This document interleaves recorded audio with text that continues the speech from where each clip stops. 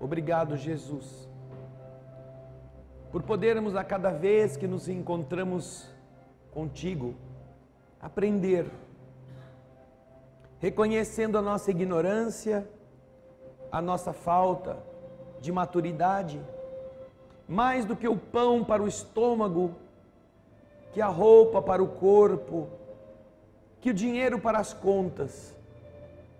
Nós somos carentes de sabedoria para o futuro, para o infinito evoluir de nosso espírito. Porque a fome pode ser aliviada com qualquer coisa comestível.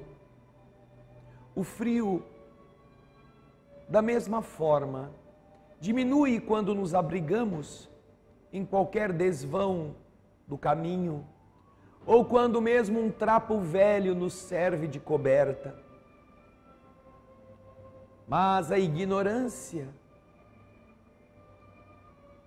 não será diminuída, nem pela roupa bela, nem pelo mais lindo banquete. E é isto que nós te agradecemos, quando reunidos em teu nome, recebemos a instrução que nos fornece lucidez, aclarando a direção para a qual nossos passos devem ser endereçados. E quando o conhecimento das leis do universo nos beneficia, quando nossa mente se abre e a treva escura começa a ganhar a luz do dia, tudo mais ganha outra dimensão. Já não somos mais escravizados pelo estômago, como muitos são. Já não perdemos o tempo da vida para desfilar com roupas em uma moda infinitamente mutável e iludida. Aprendemos a ver as coisas pelo seu objetivo imediato, pela sua destinação essencial. Um relógio é apenas um instrumento de marcar tempo, não é uma joia de exibição para humilhar os que não são capazes de igualá-lo. Um veículo é apenas um meio de transporte seguro, não é a forma através da qual a vaidade se ostenta aos olhos dos que caminham a pé. A superioridade de alguém já não é mais pela aparência dos seus bens, é pelo conteúdo de sua alma. Nós aprendemos, Senhor, a não sermos mais homens de bens, e procuramos contigo entender o que significa ser homem de bem. Escuta-nos a canção. Almas do céu,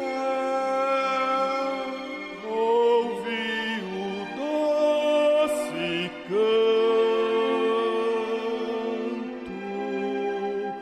do fundo do coração,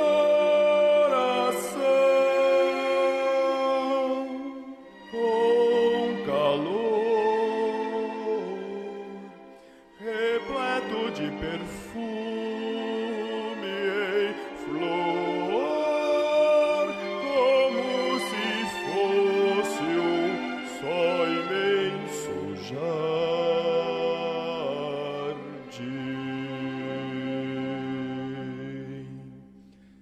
É a voz do bem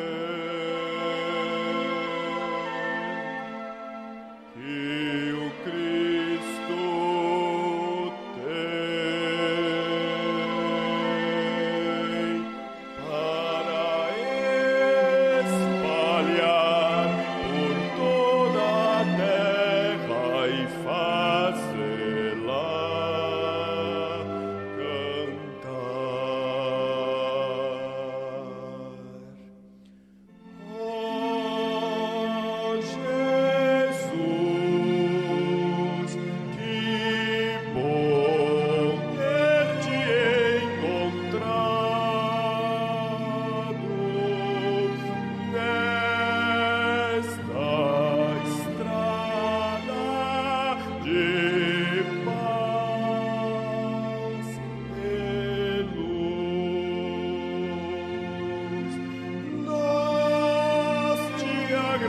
descemos e assim queremos te espalhar, te dividir com quem não sabe sorrir. A quem ficou na solidão, deixa eu estender a tua mão. A quem precisa te encontrar, deixe ajudá-lo a te achar. Ó meu Senhor, e ensino amor, quero servir.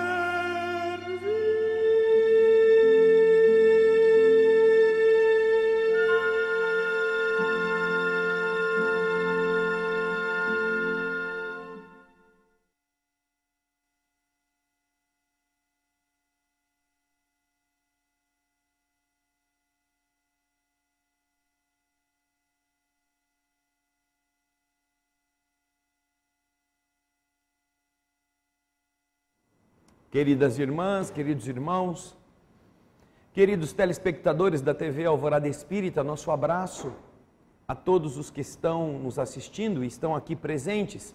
E é bom saber que estão presentes e que não se trata de uma mentirinha. No dia da mentira, nós estamos aqui com pessoas que vieram também buscar o entendimento espiritual. E isto é importante para que nós tenhamos o roteiro, a meta, que saibamos construir o nosso projeto de vida. Em função de nossas inferioridades em várias áreas, somos seres debilitados que necessitam de renovação. Temos em nossa trajetória uma série de tropeços, entre os quais nossa vida vai demonstrando onde se encontram. Orgulho, vaidade, arrogância, crítica negativa, pessimismo, derrotismo, maledicência. Você já pensou a respeito?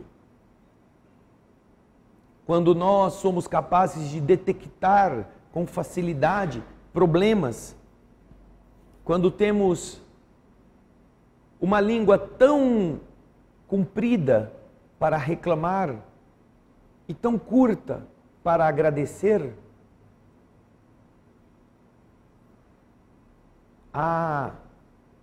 já poderemos a partir daí encontrar lugares que são cheios de escuridão em nós mesmos. Eu conheço, porque convivo com muitas pessoas, criaturas que são extremamente prolixas, falantes, quando tem que reclamar. Reclamam de tudo, falam mal do mundo, falam mal das pessoas, desconsideram qualquer um que não pense como eles ou que não os ajude.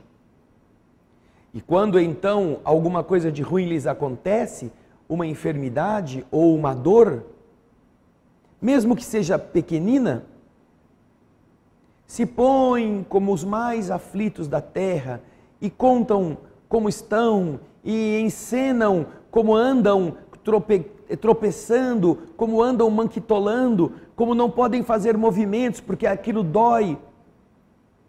São extremamente ricos em vocabulário quando as coisas estão voltadas para reclamar, para criticar, para apontar os equívocos alheios. No entanto, essas mesmas pessoas, depois que são ajudadas naquele problema, depois que, por algum motivo, aquele problema de saúde é eliminado, aquela dívida financeira é solucionada, talvez com um empréstimo de alguém, de algum amigo, depois que passa a maré difícil e tormentosa, e que tudo está em paz, esta pessoa fica muda. Ela não tem loquacidade, eloquência. Ela não gosta de falar daquilo que já não a incomoda, nem elogiar aquilo que agora está funcionando, que agora está bom. Ela tem uma postura muito verborrágica para falar do que não é bom, e parece que ela não gosta de se expressar nunca quando as coisas melhoraram. Aliás, tem muita gente que mesmo quando está bom, que já melhorou da sua situação, sabe o que faz? Fica lembrando do passado. Se você encontrar com a pessoa e falar para ela assim, nossa, como você está bem, estou vendo você corado, a pessoa fala assim, é mesmo, mas você nem sonha o que me aconteceu, porque aconteceu isso, porque eu tive esse problema, eu tive que fazer uma operação, os médicos fizeram uma junta, o povo adora junta médica, porque o caso dele é sempre dificílimo, ninguém entende. Aí fez uma junta médica para estudar o meu caso, aí tiveram que fazer 2, 3, 4 reuniões para decidir como iam fazer, e eu fiquei na UTI uma semana depois da cirurgia, só eu sei quanto eu sofri. Mas a pessoa já sarou. Ela já está boa, já não tem mais o problema. E por que não fala disto? Porque para ela, naturalmente, é mais importante valorizar o que era ruim, do que dizer, felizmente, agora eu não tenho mais nada, estou curado, eu não preciso mais nem pensar, nem quero pensar naquele período. Eu quero agora estar bem, quero agradecer as pessoas que me ajudaram, as pessoas que oraram por mim, as pessoas que foram me visitar, agora eu estou feliz porque eu estou de volta à vida normal. Não. Esta é uma dificuldade das criaturas. É um lado negro que elas carregam. Você que tem filhos em casa, você que às vezes tem pessoas que você ama, você já deve ter passado por isso.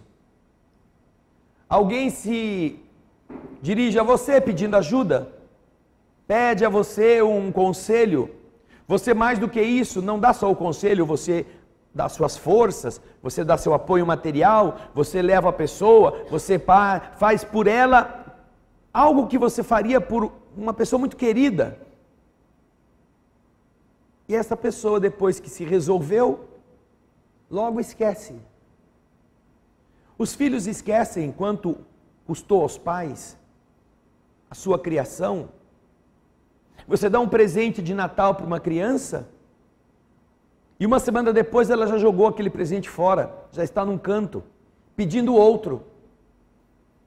Ela não vai pensar assim, nossa, meu pai trabalhou tanto para comprar este presente, ainda está pagando, eu vou tomar cuidado porque, puxa, foi um sacrifício. Não.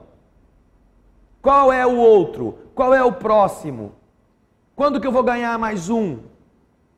Então, estas são posturas de criaturas, no caso, crianças que ignoram as realidades da vida. É justificável em seu estado infantil, mentalmente infantil. Porém, nós temos esse comportamento na maioria dos adultos, de indiferença no bem e capricho no mal.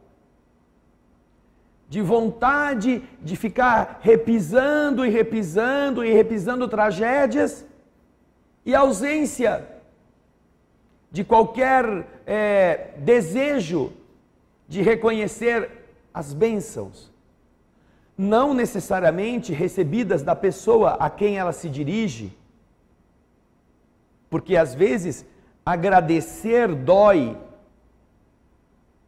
ao orgulho. Aí está o problema. Pessoas que não são capazes de dizer obrigado, que não são capazes de dizer desculpa, me desculpe, eu errei. São pessoas que demonstram já com isto que tem um problema muito grave, um câncer moral no seu espírito, na sua mente, que é do orgulho. Eu conheci várias pessoas que nas suas necessidades precisavam da ajuda de outros e eram pessoas ajudadas, recebiam esta ajuda. E várias delas, ao longo de sua jornada, assim que se viram não mais necessitando de ajuda de ninguém, passaram a maldizer os benfeitores, caluniar aqueles que os haviam ajudado, fazer desaforos humilhantes para aqueles que um mês antes estavam lhes fornecendo alimento, cesta básica, como dizer, não preciso de você, você se aproveitou da minha necessidade. Não. A pessoa estava numa situação extremamente difícil e foi ajudada por amor, não por interesse.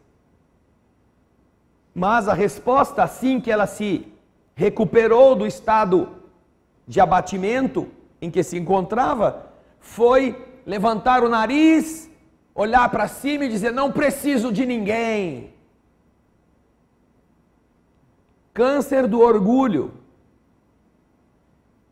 para não dizer falta de vergonha na cara.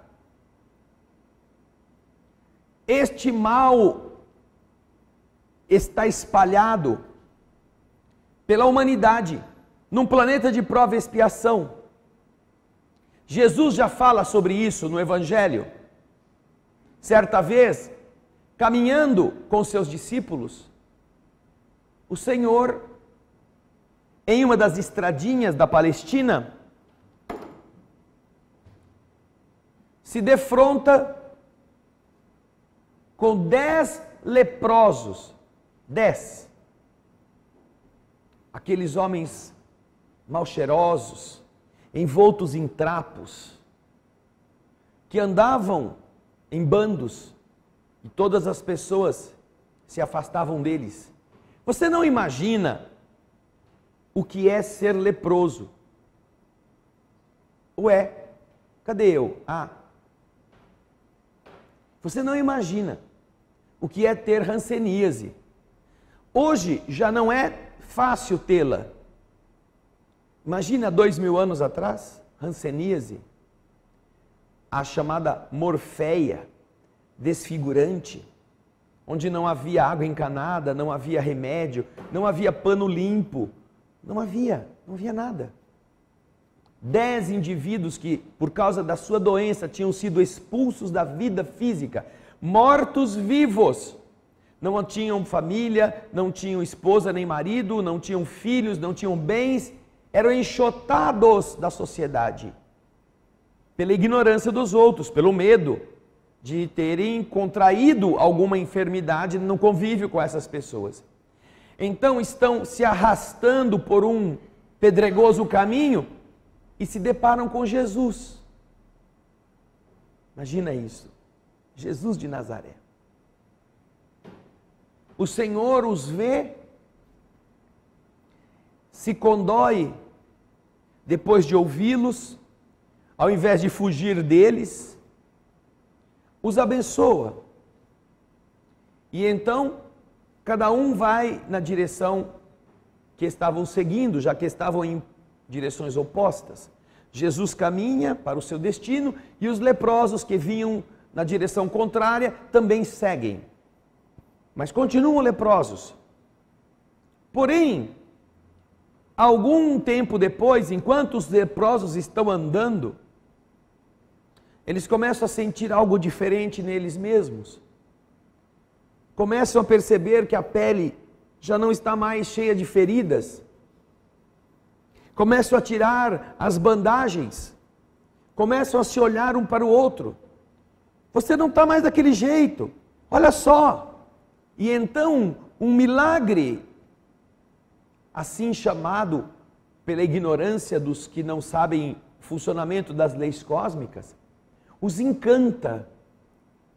Todos os 10 estão curados. E não é da gripe, não é da unha encravada, não é da dor de estômago. Estão curados da hanseníase, da lepra, da morfeia.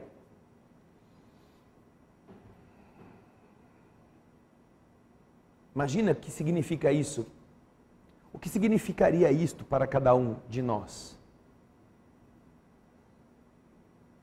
Jesus continua no seu caminho, não ficou esperando ninguém.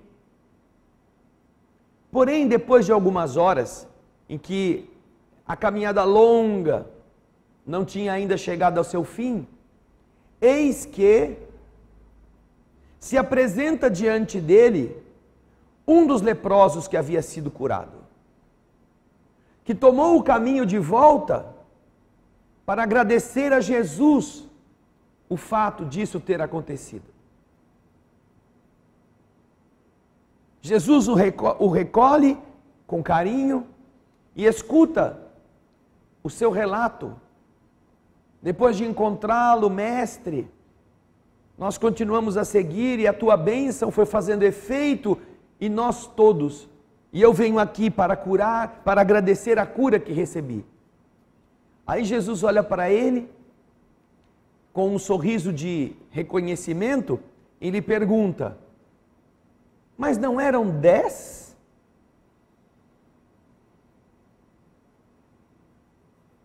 Não eram 10?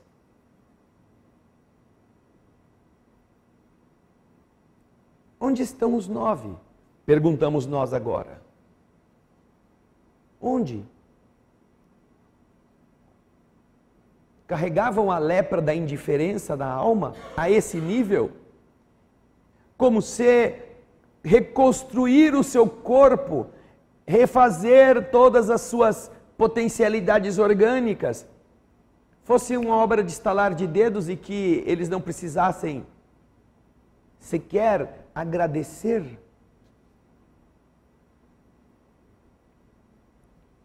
Onde estão os outros 9?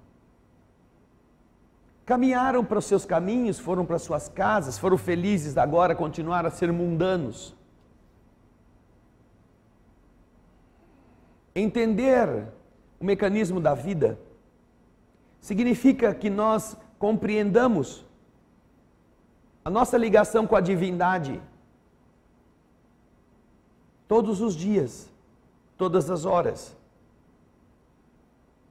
E respeitando todas as bênçãos que já recebemos, termos gratidão. E não nos cansarmos de externá-la. A gratidão é símbolo, é marca do espírito que aprendeu com a humildade a ver as boas coisas. Se para alguém que era morfético, curar-se da morfeia não é uma boa coisa que justifique voltar alguns quilômetros para agradecer, o que será então que é capaz de gerar gratidão? O que será? Como somos em relação às pessoas que nos ajudam?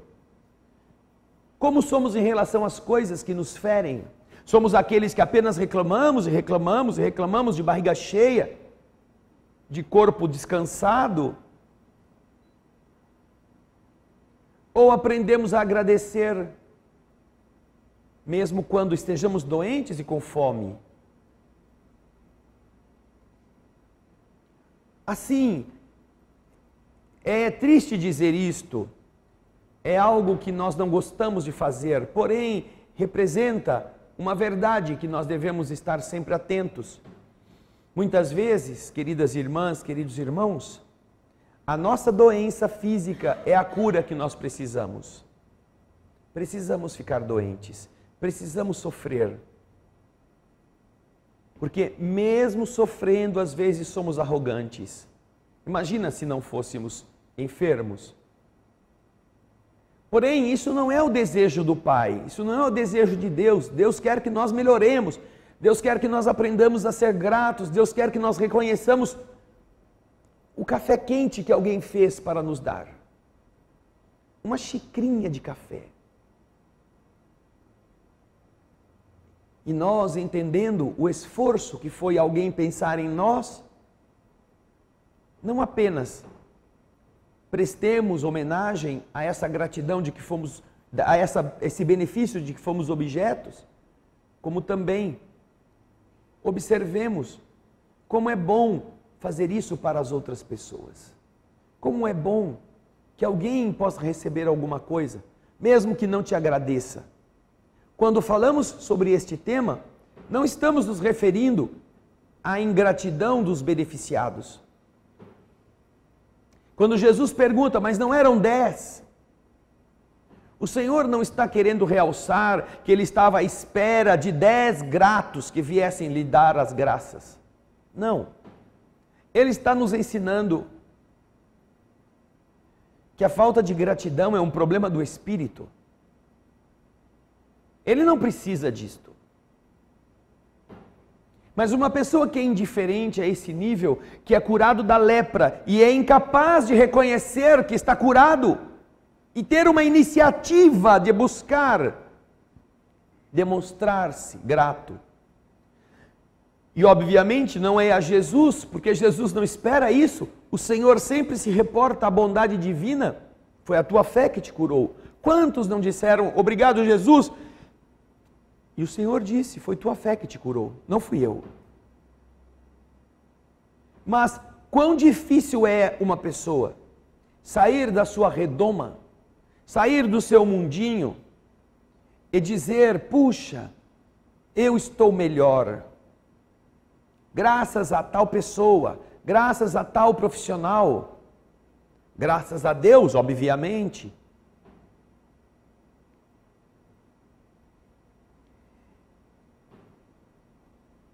Há uma história no livro Saúde do Espírito, de Dr. Bezerra de Menezes, interessante. Só que ela tem um cunho moral um pouco mais amplo, mais profundo. Mas trata-se de um médico. Aí vocês veem a capa do livro. Um médico muito competente que por sua competência, era procurado por muitos doentes, um cirurgião, e ele resolvia os problemas que os seus colegas mais jovens não sabiam resolver nas horas difíceis. E todas as vezes que os pacientes eram curados e o procuravam para voltar numa última análise, os pacientes costumavam dizer, graças a Deus, doutor, eu estou bom. E o médico ficava louco da vida, graças a Deus, coisa nenhuma, fui eu que operei você. Se eu tivesse deixado você na mão de Deus na mesa de cirurgia, você estava morto, infeliz. O médico odiava essa expressão, graças a Deus. Porque também era para o seu orgulho, para a sua vaidade, era um desmerecimento. Geralmente as pessoas não dizem graças a Deus e ao Senhor, doutor. Graças a Deus e a você, meu amigo, que me pegou na mão e me levou para o hospital na hora que eu precisava. Graças a Deus e a você que me alimentou naquela hora em que eu estava perdido, que me deixou dormir na garagem da sua casa e eu não morri de frio. Graças a Deus e a você. A gente não gosta da segunda parte. A gente gosta de Deus porque Deus não aparece para a gente. Mas do outro ou da outra que nos ajudou, a gente não quer dar muito braço a torcer. Geralmente somos mesquinhos nesta hora.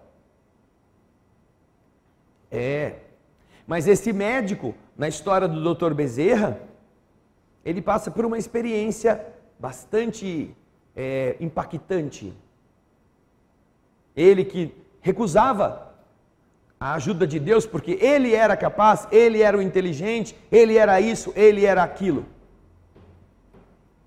Procurem a história. Eu não vou terminar de contá-la.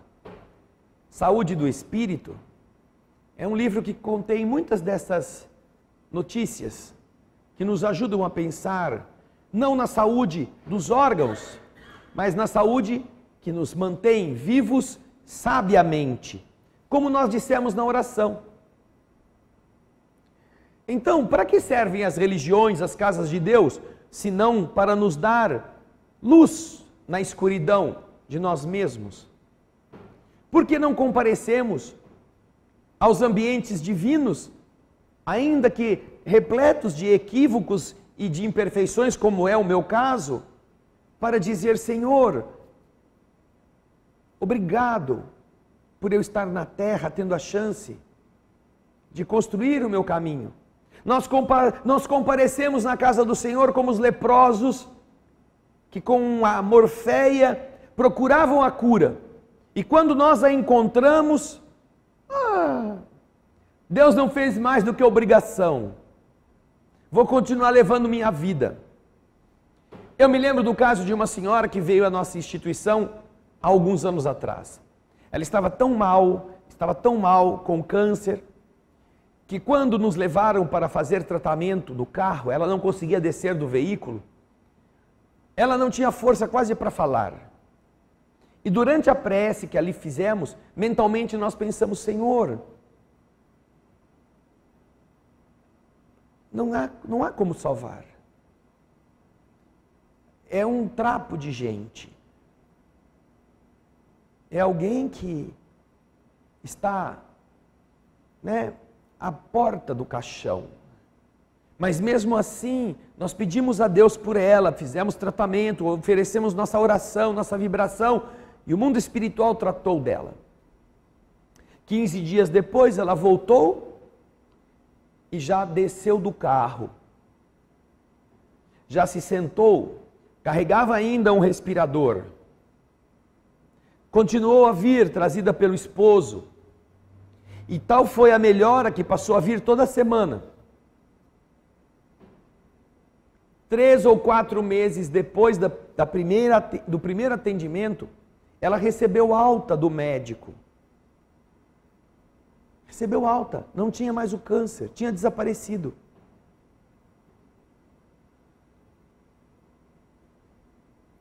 Quando isso aconteceu, ela nunca mais voltou aqui. Nunca mais veio assistir palestra, nunca mais veio receber o tratamento ou tomar passe. Não que ela devesse vir aqui agradecer, mas ela estava cancerosa às portas da morte. Foi tratada pelo mundo espiritual. Recuperou-se a tal ponto de poder receber alta do médico. Às vezes perguntávamos dela, porque estávamos interessados em saber se ela estava bem. Não, ela está bem. Aí vinha alguém e falava: eu vi essa moça andando lá no shopping outro dia, ela com o marido. Que bom. Aí, depois de um tempo, eu mesmo tendo ido fazer alguma coisa no shopping, cruzo com ela passeando no shopping. Oi, tudo bem? Que bom ver você. Que bom, eu estou bem, eu sarei. Que ótimo. Então nos lembramos de Jesus, quando curava as pessoas e dizia: vai e não tornes a pecar, para que coisa pior não te aconteça. Nesta realidade, encontramos o quê? Alguém que estava à borda da morte e que foi retirada dali para que tivesse tempo, quem sabe para dar um outro rumo à sua existência. Mas ela não estava frequentando lugar nenhum, não estava trabalhando pelo bem de ninguém, ela só estava agora desfrutando de novo a leviandade de uma vida materialista. Como se Deus tivesse o dever e a obrigação de terminar o câncer por conta do respeito que Deus tinha por aquela criatura. Portanto, uma bênção recebida não aproveitada, dizia Jesus, pode produzir coisas muito piores. E então, para a infelicidade dela, 3, 4 meses depois de ter recebido alta como curada, o câncer volta agora muito mais violento. E ela não tem tempo de fazer nada. Em pouco mais de 30 dias, 40 dias talvez, ela tem o seu destino selado. Não é que tinha um câncer escondido e ninguém sabia, que o médico não viu. Não, não havia mais. Os exames já tinham comprovado isso. Não havia mais. Porém, como o câncer está na alma da pessoa que deve, quando ela recebe o remédio, ela apenas se beneficia, esquece de fazer o que precisa, chega a hora então que diz, olha, a justiça fala, você foi tratada pela misericórdia, mas você não teve misericórdia com ninguém. Então agora chegou a vez da justiça. A justiça veio cobrar de você o que você não fez para os outros. E levou o corpo, e o espírito deve estar agora do outro lado, em alguma situação que corresponderá à indiferença. Se nós aprendermos a não olhar as coisas ruins, perceberemos que para nos beneficiarmos das coisas boas não precisa muito esforço. Nós gastamos muito de nossa saúde, de nosso tempo, de nosso dinheiro, por causa de coisas negativas. E desprezamos as coisas positivas que são quase de graça. Não as valorizamos, não as reconhecemos, não aprendemos na relação social, na relação familiar, que dependemos uns dos outros. Queremos ser sempre aqueles que se bastam. Há pessoas que com muito orgulho parecem dizer uma coisa muito sábia e repetem isso. Não, eu já deixei tudo pronto porque eu não quero dar trabalho para ninguém. Eu já tenho o hospital, já tenho o convênio, já tenho a cova, já paguei o coveiro, já dei a gorjeta, eu tenho tudo pronto, eu não quero que ninguém tenha trabalho comigo. Ah, é? Será que não é justamente disso que você depende para melhorar? Não é você precisar pedir por favor? Não é você estar olhando para as pessoas que estão ao seu lado e você não tem como tomar nenhuma iniciativa? Você precisa que alguém te dê banho, que alguém tire os excrementos de você, você precise. Por mais que você tenha tido dinheiro, você peça, por favor. Porque geralmente o arrogante bem aquinhoado, ele não quer ser ajudado, ele não quer dever favor para ninguém. Eu tinha um conhecido muito rico, chegou a vir algumas vezes aqui em nossa casa. Era inclusive da sua formação familiar este hábito, como o é de muitas pessoas. Ele não admitia receber nada, sem que ele pagasse. Ele tinha dinheiro, estava tão acostumado a viver numa vida mercantilizada, que mesmo quando ele era objeto de atenção do mundo espiritual, ele queria pagar para isso. E como aqui em nossa casa, nas cirurgias espirituais, nós não recebemos nada, até para que as pessoas se despoluam desse modo de pensar, ele ficava indignado. Não, mas eu trouxe aqui no carro, não, nós não vamos receber. Mas é que eu moro em outra cidade, eu não vou vir aqui de novo, então leva para você, dá para alguém.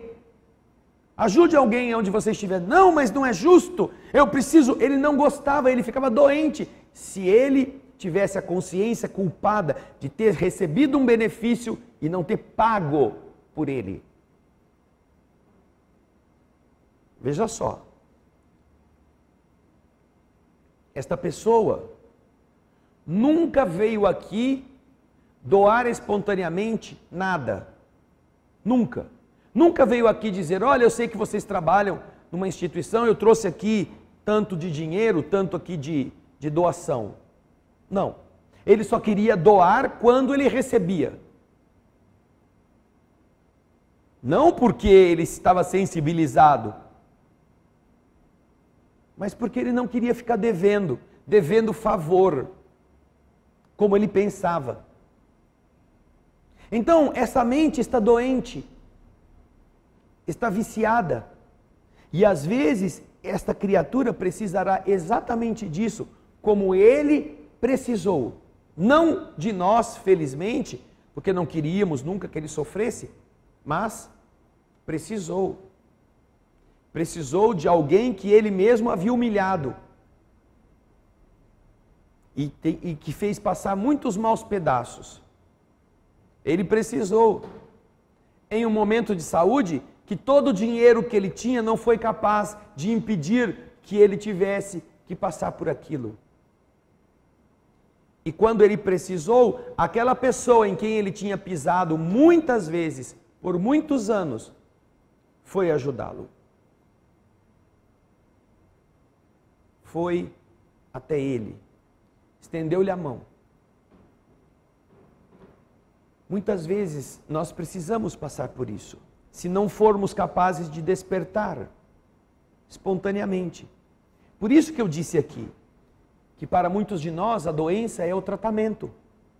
Para a nossa dureza, para a nossa indiferença, para a nossa maldade, nós precisamos sofrer para perceber que nós precisamos dos outros, que os outros também sofrem, que os outros passam por dificuldades e a gente apenas desfruta e ainda assim reclama. Por isso, queridas irmãs, queridos irmãos, nós aqui não estamos tratando de uma enfermidade que é do joelho, do estômago, do intestino, da circulação. Não.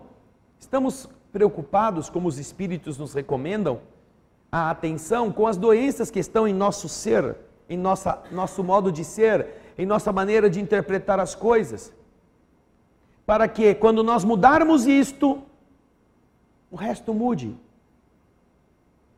Você nunca ouviu dizer em nenhum compêndio médico que chorar, deprimir-se, maldizer, odiar, magoar-se, tenha curado alguma doença. Nunca.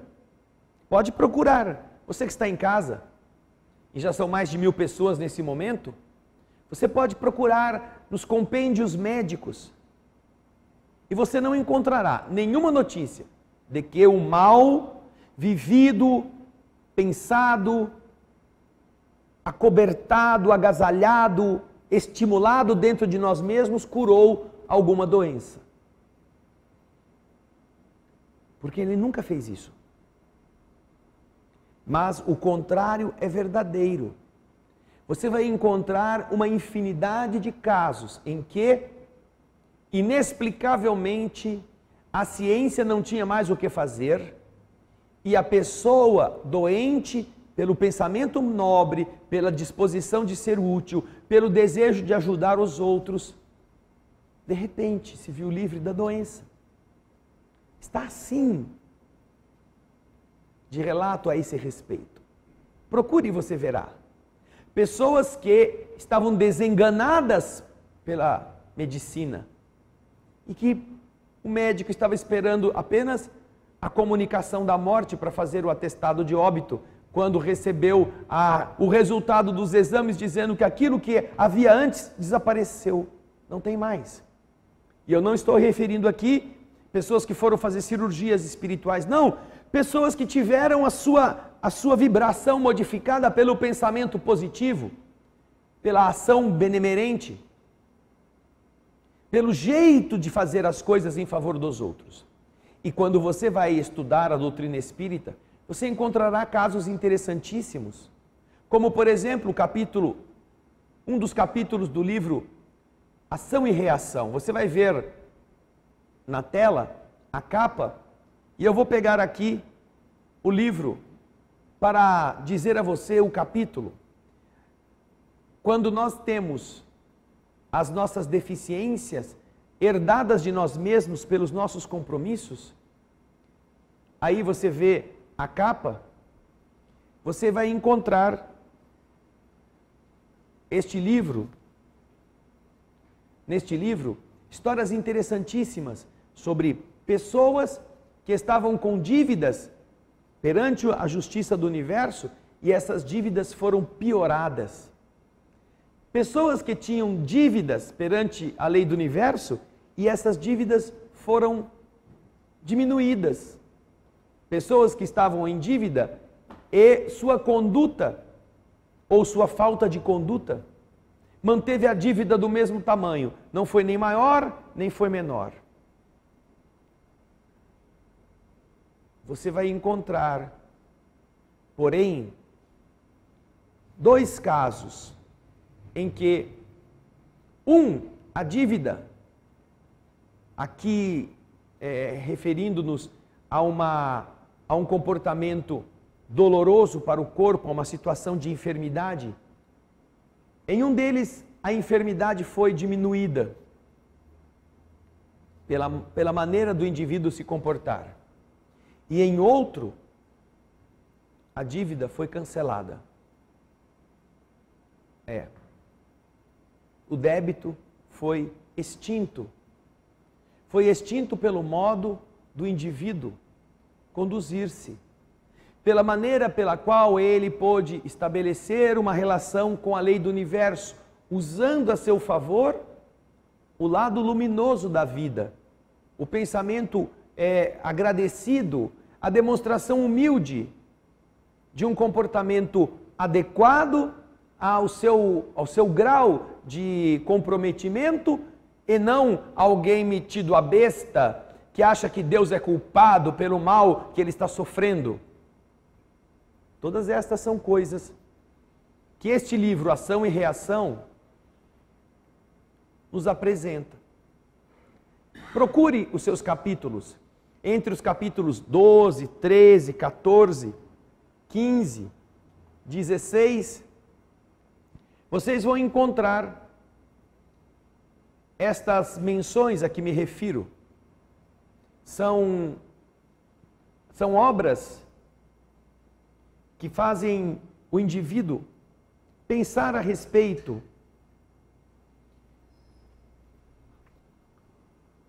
Vamos aqui com o livro. Eu tenho aqui o livro em minhas mãos com a capa antiga. E é interessante, né? Você vê a capa antiga. É interessante que nós estávamos precisando do livro e nós temos aqui toda a nossa equipe de produção. E essa equipe de produção veio olhar, mas na pressa nós olhamos e não vemos. Estamos agitados, estamos assim, ai, meu Deus, eu tenho que achar o livro, eu tenho que achar. E aí o livro está no seu nariz e você não enxerga. E assim acontece conosco, a solução está na nossa cara e a gente não se dá conta de procurar com calma, de olhar com serenidade, de ter uma atitude positiva, não nervosa. E então, de repente você bate o olho e lê. Quantas vezes as pessoas estão mexendo em computador? Isso também é muito comum. Ah, mas eu não estou achando. Onde é que eu aperto o botão? Lê aí a tela. Não, mas eu já li, não achei. Não, você não leu. Presta atenção. Aí você vai com a pessoa e fala assim, o que está escrito aqui? Ah, é aqui então? É aí. Se você tivesse lido, você teria visto. Mas as pessoas estão tão assim, desatentas, que elas só reclamam que não acham. Elas não leem, elas não procuram. Elas não têm a visão voltada para aquilo que realmente resolveria o problema. Isso acontece conosco em nossa vida. Você se queixa da solidão em família, você se queixa da ausência do afeto correspondido, mas será que você não está cego? Você vai procurar um outro afeto fora da sua relação? Será que não é capaz de ver as virtudes das pessoas que estão ali com você? E que se você pudesse, com calma, valorizá-las, a sua relação melhoraria? Estas são coisas tão óbvias em nossa vida, que nós desperdiçamos, perdemos tempo, e temos um esforço muito maior para conseguir aquilo que estava na nossa cara. Porque eles desesperados correram atrás, abriram a banca de livro, pegaram o livro lá, e aí vieram correndo para prestar o serviço, e quando eles chegaram aqui eu já estava com o livro na mão. E eles são queridos, são eficientes. Pudessem as emissoras de televisão ter uma equipe como esta. Mas a angústia, aquilo, a pressa, faz a gente não ver o que está na nossa cara. E então, o livro Ação e Reação que nós estávamos citando vai apresentar para vocês, no capítulo 12, dívida agravada. A pessoa tinha uma dívida do passado e veio aqui se conduzir de tal modo que a dívida dela piorou. O capítulo 13 vai falar do débito estacionário. A dívida que a pessoa possuía ficou do mesmo tamanho. Depois de uma vida aqui, vai ter que ter outra vida para começar de novo o processo de pagamento. O capítulo 14 vai falar de um resgate interrompido. Havia um processo em andamento, mas a pessoa interrompeu aquilo. Vamos imaginar aqui, só para um exemplo, o caso de alguém que está resgatando uma relação frustrada do passado, unindo-se à mesma alma de ontem, para aguentar juntos, para construírem, reconstruírem, refazerem. Só que um ou outro resolveu não ter mais paciência e deu um pontapé na outra pessoa. A sua existência na Terra era para refazer aquele relacionamento que foi malfadado. E o que você fez? Você simplesmente extinguiu o relacionamento, porque não estava contente com ele. Então aquilo que você estava em andamento, com todo o esforço, com toda a renúncia necessária, você interrompeu. Interrompeu. Vai ter que retomar depois. Não tem esse negócio, eu nunca mais quero ver essa pessoa pintada de ouro na minha frente. Não. Você terá que reparar e refazer até o fim. É besteira, né? Jogar fora agora, já está tudo aqui. Depois tem o capítulo 16. E o capítulo 17 são os dois a que me referia antes. O 16 fala sobre uma dívida, o débito aliviado. A pessoa sofria, mas teve um comportamento tal que aquele sofrimento diminuiu muito. E por fim, o que nós recomendamos que possamos entender e praticar, o capítulo 17 fala sobre a dívida expirante. Uma dívida que agora é paga, encerrando-se o ciclo de resgate daquele problema. Ação e Reação é uma obra monumental para explicar essa nossa ligação com o nosso destino, recebendo o que já fizemos e ensinando-nos a agir agora de outra forma, para que o nosso destino futuro, para que a nossa próxima existência, ou ainda esta mesma existência no futuro, não seja como já foi no passado. Quem está disposto? Quem está com interesse em ser humilde, em pedir desculpa, em reconhecer os benefícios que recebeu, em agradecer pelo café da manhã que alguém te fez, em dar graças a Deus por ter comido, por ter dormido? Quanto de gratidão nós, em um único dia, somos capazes de externar? Quanto? Não me refiro apenas à gratidão às pessoas com quem convivemos, me refiro à gratidão a Deus por tudo, mas uma gratidão sincera, não é aquela rezazinha improvisada, decoreba, para pedir mais, geralmente. Mas é a postura de agradecer, a postura de ser necessitado eternamente das bondades divinas. Nós queremos ser dependentes, queremos ser donos de nós mesmos, nós queremos ser os poderosos, nós queremos não depender de ninguém. Eu não quero receber ajuda, eu quero pagar por ela. Olha só, olha que mente doente.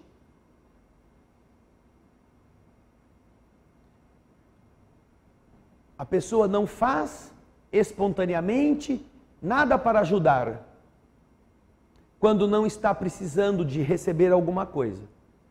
Não vai cooperar, não vende pizza, não se ocupa de doar alimento, não pergunta, escuta, vocês estão precisando de alguma coisa? Não. Mas quando vem para pedir alguma coisa, aí quer pagar. E se acha violentado quando se diz a ele, nós não recebemos. Nós não, que gente orgulhosa, eu quero ajudar e eles não aceitam. Não, você não quer ajudar, você quer pagar, para não ficar com a consciência pesando. Você recebeu o amparo divino e não fez nada. Você não pagou nada. É a expressão do orgulho, da vaidade que está nesse jogo. Se nós não iluminarmos nossos cantos escuros, estaremos sempre doentes. Porque o doente, o arrogante, o orgulhoso, precisam da enfermidade para perceber que precisam das outras pessoas. Precisam da enfermidade para se acercar a Deus, como acontece com todos nós. Somos indiferentes, não vamos à igreja, não rezamos, até a hora que ficamos doentes. Aí a gente reza, aí a gente vai aonde for, aí a gente pede para todo mundo rezar, pede para fazer uma corrente de orações. Para quê? Para você ficar bom? Se você não tinha nenhuma ligação com Deus? Se você não se permitia qualquer elevação? Tem muito esquerdista, comunista, tem muita gente que se diz ateu, enquanto está bem de saúde, que basta começar a aparecer um calombo aqui, um tumorzinho lá, que aí pede reza para todo mundo. Por que não vai no sindicato? Vai fazer uma cirurgia espiritual no sindicato? Vai lá pedir para os chefes da sua gangue darem um jeito na sua saúde? Vai lá pedir para eles pagarem o seu tratamento. Você que é cupincha deles, vai lá, veja se eles te aceitam. Afinal, eles são os que querem dividir a riqueza, e você é um dos necessitados naquela hora. Por que vai na igreja pedir para Deus, se você não acredita em Deus, ou está apoiando caminhos que não são espiritualistas? Deus, para todos esses grupos, na verdade, não tem cogitação, não tem valor, porque eles não admitem isto. É o império do atraso, mas muitas pessoas acham que são o máximo. Então vai no sindicato, vai lá, pega uma senha e fala assim, eu estou com câncer, eu vim aqui pedir um tratamento espiritual aqui no sindicato. Por que vai procurar Deus? Hipócrita. Por que vai fingir que é bonzinho? Vai lá pedir a Deus que cure você, se você nunca acreditou nele? Não tem coragem de enfrentar as consequências da sua escolha filosófica de vida? Suporte. O materialista precisa viver da matéria.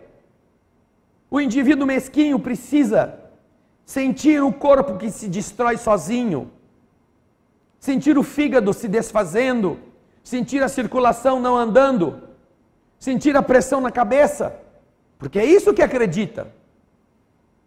Não é isso que nós queremos, não é isso que nós desejamos. Mas como é que uma pessoa dessa vai se tornar menos materialista, a não ser que descubra que o seu materialismo é uma tragédia, é uma mentira, é uma falácia? e que é fruto da própria ignorância. Precisa sofrer. Sofrer é a forma mais rápida. Porque enquanto essa pessoa não sofrer, ela não se incomoda de fazer os outros sofrerem. Não. Se isso for necessário para que o mundo se converta ao materialismo que ela defende, ela está pouco se lixando que os outros sofram. Então, ao invés de ela tornar-se alguém que beneficia a sociedade, a coletividade, ela é alguém que explora a miséria, que compra a baixo preço o apoio das pessoas ignorantes. Então a doença significa para essa pessoa, agora você precisa, né? Então vai na medicina, vai no médico, vai na farmácia e vai no sindicato. Pede lá. O Deus que você cultua, quem sabe ele é capaz de curar você. Se o médico não curar, se o remédio não melhorar, quem sabe você encontre lá alguma outra coisa. E não estamos falando isso em função de odiarmos as pessoas que não têm uma visão espiritual. Estamos falando com objetividade. Se nós vivemos com a escuridão em nós, seja a do negativismo, seja a do melindre, a da raiva, seja a da inveja, seja a da revolta, seja aquela que filosoficamente falando nos empurra para o niilismo, para o nada, para o materialismo chulo. Ora, qual é a consequência? Isso daqui não é nenhum discurso de violência, não. Isso aqui é o discurso do óbvio. Só que essas pessoas, quando veem o sofrimento chegar nelas, não gostam do óbvio. Aí elas querem a exceção. Aí elas querem se locupletar daquilo que elas nunca acreditaram e nunca apoiaram. Qual é o destino? Frustrarem-se. E talvez, por amor, para mostrar que de verdade a vida não é a matéria, estas pessoas encontrem a melhora quando vão rezar, quando vão à igreja, quando humildemente ou pelo menos fingidamente pedem ajuda a uma força superior na qual elas nunca acreditaram. Por quê? Porque talvez seja este o primeiro caminho que as faça acreditar, a perceber que o caminho que elas antes estavam era um caminho equivocado, era um caminho iludido, era um caminho mau para elas mesmas. O universo não se vinga, o universo apoia, mas deixa a pessoa entregue a ela mesma quando a pessoa não quer sair do seu mundo pessoal. Quando falamos de saúde, queridas irmãs, queridos irmãos,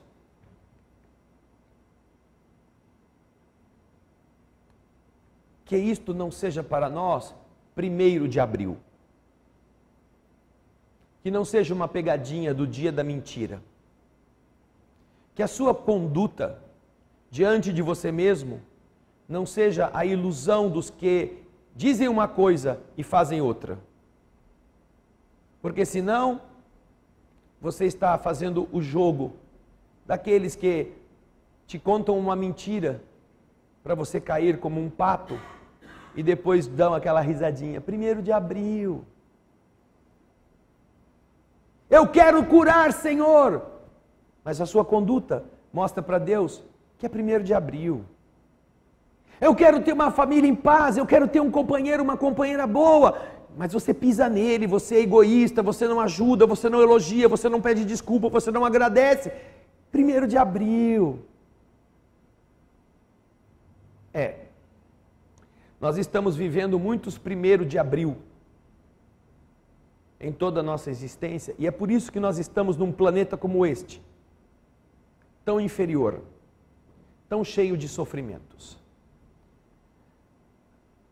Quando você tiver consciência de quem você é e do que de verdade você deseja, aí você não precisará mais viver falsamente. Você reconhecerá, você pedirá desculpa, você agradecerá e você nunca mais usará do seu pensamento como uma arma negativa contra você mesmo. Você sempre verá boas coisas, mesmo quando elas pareçam sequer existir. Lembre-se que as forças do céu estão à disposição de todos os homens e mulheres da terra, mas que nem sempre os homens e mulheres da terra querem as forças do céu. É uma decisão que cada um deve tomar por si mesmo. Quando entrarem na sala de passe, lembrem-se que muitos espíritos que acompanham sua vida, que estão conhecendo suas lutas e tentando ajudar vocês na superação de cada desafio, estarão amparando os que forem ao tratamento e você que está em casa nesse instante, que se prepara também para recebê-lo. Abra seu coração e agradeça a Deus por esta oportunidade. Mas não fique só nisso. Ande pelos caminhos e diga: Senhor, eu sou grato por ter melhorado. Vou melhorar os outros por minha vez. Em tudo que eu puder fazer, eu trabalharei. Mesmo que eu não sare, eu farei o bem. Porque eu sei que o bem feito, pensado, falado, vivido, é o único remédio que mata o mal para sempre. Pense nisso. Muita paz.